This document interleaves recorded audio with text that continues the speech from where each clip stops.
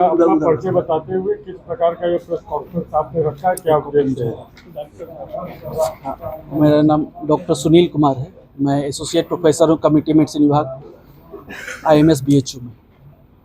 ये उद्देश्य है आध्यात्मिक जो गलतियाँ हो रही हैं समाज में, तो उस आध्यात्मिक गलतियों के दोषी व्यक्ति जो हैं उनको अभियुक्त माना जाए, दोषी माना जाए। इसलिए ये हमारी जनसाधारण से, और सरकार भी यदि जनसाधारण में शामिल है तो उनसे भी अपील है। चलिए, उससे आप संतुष्ट है कि कुछ उसमें और कड़ाई चाहिए, या आप क्या कहना चाह रहे हैं? कानूनी प्रक्रिया जो वर्तमान में चल रही है, जिस आधार पर मैं पहले ही कह चुका हूँ कि ये भौतिक साक्ष्यों के आधार पर चल रही है, और जो वर्तमान राजनीतिक व्यवस्था में इस भौतिक साक्ष्यों को ही मानकर कानूनी व्यवस्था चलाई जा सकती है, जो संविधान और सरकार द्वारा स्वीकृत है। इससे जो चल रही है वो ठीक है, पर इतना करके ये फुनगी अगर हम लोग काट दिए और तना उसका बचा है, तो बार बार ये गलती होगी। ये गलती आज से नहीं हो रही है। मैं अगर इतिहास में मगध के जाता हूँ तो ये गलती हुई किससे? ये आया महापद्मनंद, जिसने मगध के नंद साम्राज्य की स्थापना की। उनका नाम था महापद्मनंद, पाटलिपुत्र का सम्राट हुआ। आगे चल के दोषपूर्ण व्यवस्था में उसके संतान को अय्यास बना दिया गया, और कौन आया? धनानंद, जिसको धन के आनंद था। तो जो भी जहाँ भी धन से आनंद, भौतिकता से आनंद लिया जाएगा, वो व्यवस्था चिरस्थायी नहीं होगी, और वो जांच भी चिरस्थायी नहीं होगी, परिणाम अपेक्षित परिणाम नहीं देगी।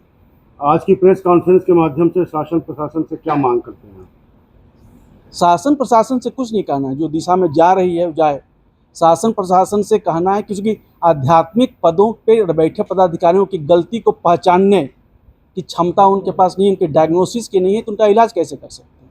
उनके पास ये व्यवस्था नहीं है कि इनके दोषों को जागृत किया जाए। हमारे पास जो चल रहा है, हमारे दोष आ रहा है। अस्टिल्थ विमान हमारे ऊपर से पास हो गया। यदि उसको डिटेक्ट करने की क्षमता हमारे टेक्नोलॉजी हमारे पास नहीं है, तो हम कैसे पहचान पाएंगे और कैसे उसको डाउन कर पाएंगे? तो आध्यात्मिक व्यवस्था के जिनके पास टेक्नोलॉजी नहीं है, वो पद पे बैठे हैं, उनको हटाया जाए, क्योंकि समाज में बमबारी हो रही है।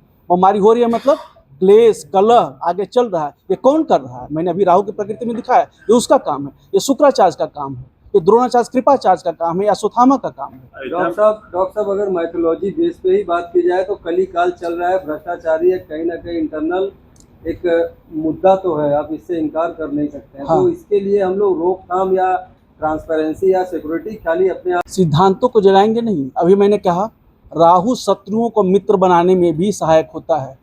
अगर ये कुत्ते में है, श्वान में है, श्वान को अपने संगत से हटा दें, तभी संस्कार बदलेगा।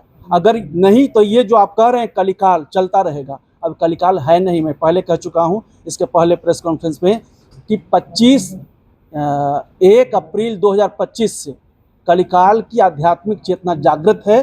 जो 2.5 साल का समय दिया गया है लोगों को निर्णय करने के लिए, और ये सनातनियों को 1.5 साल का समय है, 30 सितंबर 2025 तक। इस आगे 3-4 महीनों में इतनी उथल पुथल होगी, ये चूँकि मैं देख पा रहा हूँ, ये वही व्यक्ति देख पाएगा जो स्टिल्स को देखने की क्षमता होगी। मतलब जो मन और आत्मा को देख सकता है। जिसमें यह क्षमता नहीं होगी तो आखिरी इतनी प्राकृतिक आपदा होगी कि समाज मानव तबाह हो जाएगा। इसलिए मैं उनको आगाह कर रहा हूँ, ये सूचित कर रहा हूँ। जिम्मेदार कौन होगा? जिम्मेदार जो इस परंपरा को, गलत परंपरा को कायम रखेंगे। किसको मानते हैं? जिसका नाम मैंने अभी लिया है, जिस आध्यात्मिक परंपरा के जो पदाधिकारी हैं, जो यहाँ के DM और SP हैं, जो मंत्री हैं, उनको नहीं। जो इस आध्यात्मिक परंपरा के, जिसने श्वान को कहा कि ये काशी का कोतवाल है, मैं उसको जिम्मेवार मानता हूँ। जनता ने श्रद्धा दिखाई उनके पास, उनको सम्मान दिया, उनकी कही बात का अनुसरण किया, तो जनता का दोष क्या है? अच्छा डॉक्टर साहब, आप शिक्षाविद हैं, कहीं ना कहीं ज्ञान के पुरोधा है। इस संदर्भ में आपने सरकारी एजेंसी को पत्राचार के माध्यम से सूचित किया कि ऐसी ऐसी मेरी सोच है और ऐसी ऐसी बातें हैं? सरकारी एजेंसी को सूचित कर सकते हैं, पर उस व्यवस्था में यदि ये कानून नहीं है तो उनको हम बाध्य नहीं कर सकते।